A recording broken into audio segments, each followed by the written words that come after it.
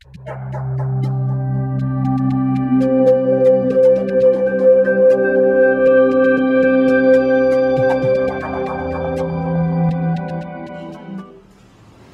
Lord be with you. A reading from the Holy Gospel according to St. Luke. Jesus said to his disciples, "A rich man had a steward who was reported to him for squandering his property. He summoned him and said, 'What is this I hear about you? Prepare a full account of all your stewardship, because you can no longer be my steward.' The steward said to himself, 'What shall I do now that my master is taking the portion of steward away from me? I am not strong enough to dig, and I am ashamed to beg. I know what I shall do, so that when I am removed from my stewardship, they may welcome me into their homes.'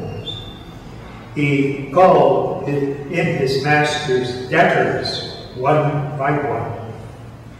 To the first he said, 'How much do you owe my master?'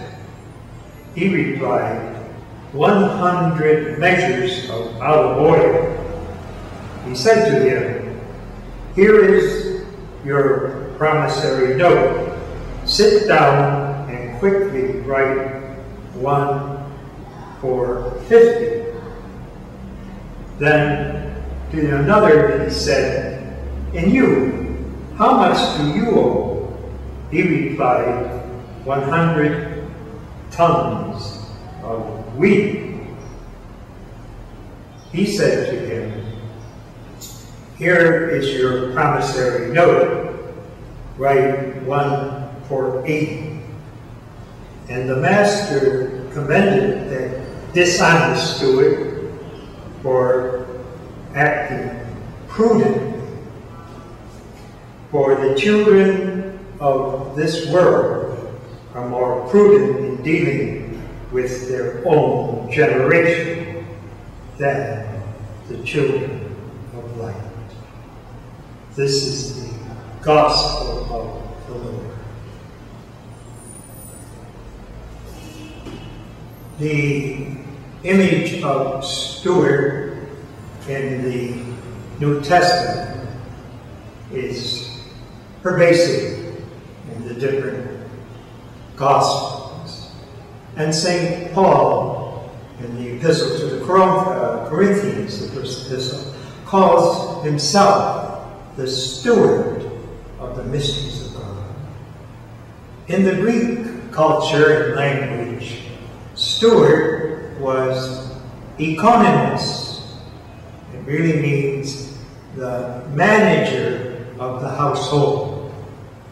Nomos is law, oikos is house. So it's the house manager. And so that's what we would call a steward today. The use of the word steward doesn't occur in English, but mostly we would say manager. So the chief executive, the owner of the company, goes away and he leaves his executive or his manager to run things, and he does so dishonestly. But he tries to make arrangements so that when he is fired, he will have friends who will take care of him because he was kind to them and reduced the amount of money or debt they had to pay to the owner. But in our understanding, we are not just managers of our gifts.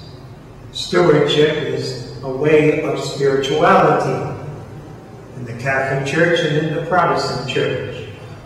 It means to use wisely your time, your talent, and your treasure. for the service of God. And we can add, very importantly, your spiritual blessings. The Lord has endowed you, every one of us, with these gifts. And the secret of our freedom, the secret of our being members of the active church, evangelizing others, is that we realize that everything we have received. That's what St. Paul says also in the 1 Corinthians. What do you have that you have not received? Your nationality, your sexuality, your intelligence, the time you were born, educated, the friends that entered your life, the type of members you have of your own family. They are all gifts. And we are to use them for the Lord in thanksgiving. But there's another dimension in Christian stewardship. And it's not brought out actually in this using our talent prudently to evangelize and to bring the love of God to others. And then seen also in the Gospel of St. Luke. And that is the parable in the 15th chapter of the two sons of the father. They were managers of the father's property. One wanted his share, and then he went out and wasted it. They came back, chastised, disciplined, and enlightened. And the other did not want his brother to return. And so he said to the father, "You are celebrating the return of your son."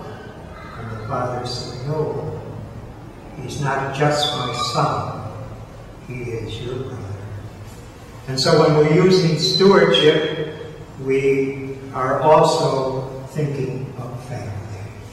And we are involved in evangelizing others, not just to bring them the love of God, but to make them also part of God's family, where God is our Father, Jesus is our brother,